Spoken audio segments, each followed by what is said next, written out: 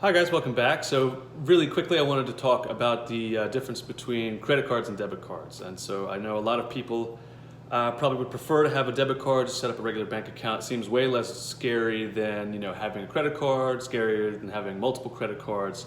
But actually I'm here to talk to you a little bit about the security inherent in preferring to use credit cards over debit cards. So here's a bit on that. What's the difference between somebody getting a hold of your credit card and getting a hold of your debit card, for example, right? Okay, so let's say over here you're on the phone with customer service for your debit card, and here you're on the phone with your credit company. So on the debit card, they're gonna say, okay, great, we hear you. We'll start a fraud investigation, and it'll probably be about 90 days before you actually get anything. Over here, they're gonna say, okay, we're gonna put a hold on your account, we're gonna do an investigation, and it's probably gonna take you 2 or 3 months to get your money back. So over here, on the phone with the credit card company, their fraud department, they're gonna say, okay, no worries. As opposed to getting on the phone with your credit card fraud department, you have that extra level of protection. So you're going to be able to access your funds while they run the investigation, etc. They'll just send you out a new card, and that's all she wrote. That's the end of it. So let's talk about travel. Let's suppose that you're overseas and you go to do a transaction. Say you want to take money out of an ATM. So you take your debit card, you swipe it. So there's only a certain level of protection afforded to you on that debit card while you're traveling. If someone has access to your PIN, that's the end of the game.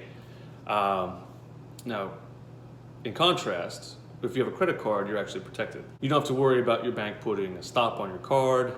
And guess what? You can just go and swipe your credit card and you don't have to worry about whether it's going to go through or whether you're going to get stuck with no ability to pay for anything. This debit card is not going to have the security that you think, and we're talking about your personal funds here. The credit card is somebody else's money. So you tell me, would you rather be playing with a secured card that is, at the end of the day, someone else's money, or would you rather have an unsecured card that kind of leaves you liable to potentially having all kinds of bad things happen to your money, not someone else's? So again, a lot of people do tend to prefer a debit card. To them seems safer, less liable for fraud, but actually it's not the case. I like the ease of use of a credit card, especially when you're traveling overseas, and the less of a likelihood of things not going through and you being inconvenienced. So. Flexibility, adaptability to new settings. And with a credit card, you're not playing with my personal money, you're playing with house money, so no big deal. So that's a big difference, that when the debit card gets tied up, those are your funds that are tied up. That might be the money that you need to cover living expenses, etc. When your credit card gets tied up, if there's any kind of thing going on with fraud or whatever, you yourself are insulated. So when it comes to the debate between debit and credit, I think it's safe to say most people would prefer that if there's any kind of problem with the card, that you, with the debit card, are risking your own money, not so hot. And with a credit card, you're actually playing with someone else's money ostensibly, so you tell me.